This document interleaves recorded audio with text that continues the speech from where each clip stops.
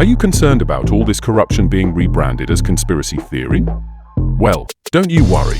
Sit back and relax and join in the conversation with today's guest. Welcome to another LSB Film Productions podcast with your host, Chris Brooks. Hello and welcome to the channel. It's me, Chris Brooks, for another LSB film podcast. Now, this isn't really a podcast. This is just a quick shout out because Liz Phillips, our wonderful Liz Phillips, has got an event planned, and the event is Farmers Food and Freedom, the Farmers Food and Freedom Party. Let's talk about this event then. Welcome to the show, Liz. Thank you very much indeed, Chris. It's a pleasure to be on. I've interviewed you in the past and you've interviewed me, so it's a pleasure to be back together. Absolutely, full circle. I'm not sure whether we call ourselves hacks. I don't think we come under that, but it is. I'm an old hack, put it that way. I've been called worse, so yeah, I can live with hack. So let's talk about this event then. Farming is obviously big at the moment. Right, Chris, we're going to launch. Several of us at the back end of last year. I've never thought that there was any party in the country that are doing what the country needs. And I know many people set their hearts on reform last year, coming through in the general election. They were going to do great things. Now, where I've always looked at politicians, it's not what they actually say and do, it's what's not being said and what's not being done that's more important. And we've watched over the months, and sadly, the things that we need discussed, debated and put right is not happening anywhere, and particularly not in the House of Commons. So at the end of the day, sadly though it is, we have to have representation, a proper representation at the height, at the top, if you like, of the political sphere, which is the House of Commons for us. So alongside the great David Baggott, the farmer from Northumberland, who is also a businessman and an engineer who's worked all over the world, he and I got together, we've known each other for many years, and said, what are we going to do about this? And the only way to do it is to do your own party.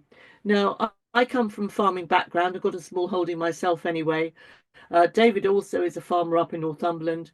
We look at the plight of the farmers, and there is absolutely no representation for the farming or rural community in the House of Commons. And when you see what's happening to farming, now we all work together with the wonderful Mark the bowler hat farmer. Now, Mark is going around the country at the moment on the Fork the System tour. You've interviewed him. I've worked with him. He's a wonderful guy. And, you know, his heart is solely behind the farmers of this country. Mm-hmm. We can all see what's happening.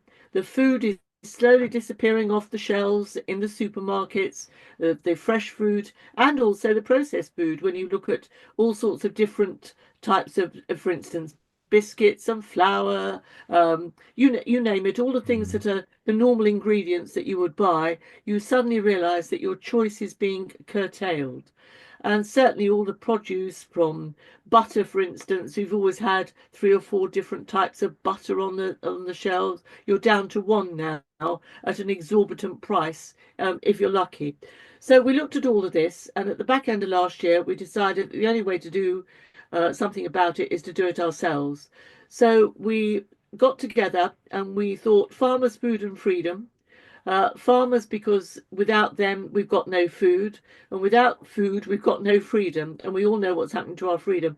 But it isn't just a rural party, Chris. It's a party for everybody, because the way we're going to do it is we've got every, if you like, different sector of our lives covered under this party. So we've got defence covered, we've got banking and finance, we've got the health service, we've got crime, we've got transport, we've got education, you name it, it is all covered under our it's not a manifesto. Manifestos are the things that get broken. It certainly is a contract. Is it and a pledge? Also got sorry? Is it a pledge?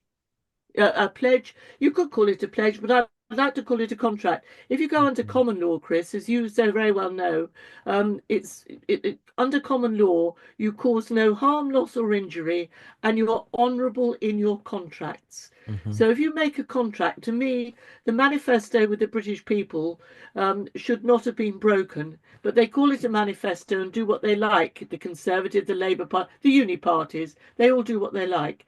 So if we draw up a contract, this is what we're going to do. Okay, and so we cover absolutely every aspect, from excess deaths to the COVID, you name it, it is totally covered. So it isn't just a one-trick pony. But if we can't feed the country, where are we going? Mm. And farmers at the moment have had everything paid for, if you like, except they've had no help whatever for growing food. They've been paid to do everything except Grow get food. food, out. So you know this as well as I do. So that's where we're coming from. So on Friday, this Friday on the 25th, we'll be in Derbyshire, centre of England. Those in Derbyshire would say the centre of the universe. I'm not quite sure, but anyway, we love Derbyshire. Derbyshire's always very good. It's a real good mix in the county, if you like, of industry and rural. So we're launching it on the 25th at 7 o'clock on Friday night. We'll be launching the Farmers Food and Freedom Party. The website is up and running. We have many members already because we did it all very quietly, and so that we could get every system up and running before we actually go to launch on Friday. Brilliant. There you go. That's all very exciting, isn't it? Now, it's a party for everybody. You know the wonderful Andrew Bridgen. Andrew Mm-hmm. Bridgen said that when he was in the House of Commons, Still and haven't when heard back from him though. sorry. I said I still haven't heard back from him though. Oh, right, okay. Well, we'll have to have words. But you know, when Andrew was in the House of Commons and he was um, busted out of the Conservative Party, and nobody would talk to him at all the people he thought had been his friends over the years, nobody talked to him. The only people that talked to him and supported him were the tea ladies, the cleaners, and those working on the fabric of the building. And they kept saying to him, Andrew, please keep going, or Mr. Bridgen, please keep going. We're 100% behind you. This party is for those people that are 100% behind the country, but have got nowhere to go because there's nobody doing what we're going to do. Oh, bravo. Bravo.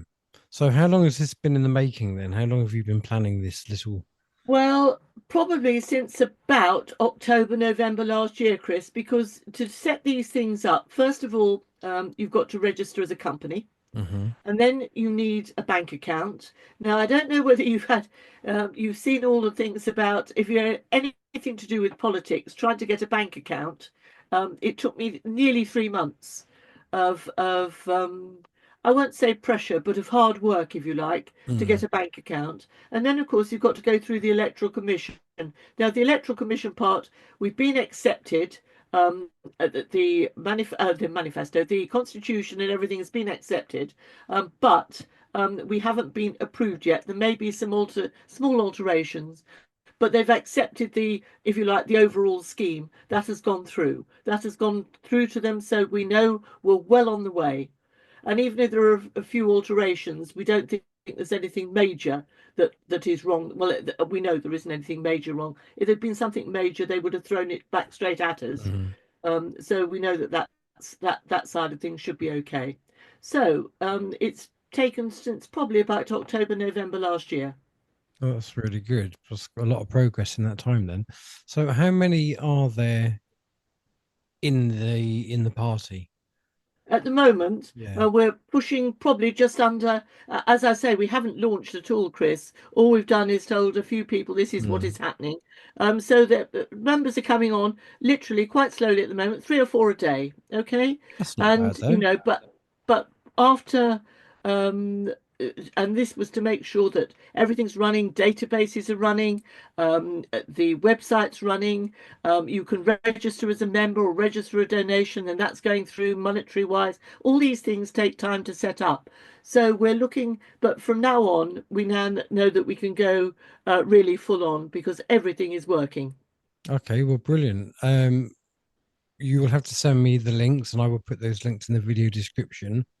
Now, I will just say I did share a link on one of the videos what I filmed at the Thetford Carnegie Resist, and it was a link, and I don't know whether it was the link to your platform, but anyway, I put a link on, and then within about 12 hours, I'd had YouTube contact me saying they'd removed the link for Really? spam type reasons. So I don't know whether they were just trying to shut down certain links. I don't know.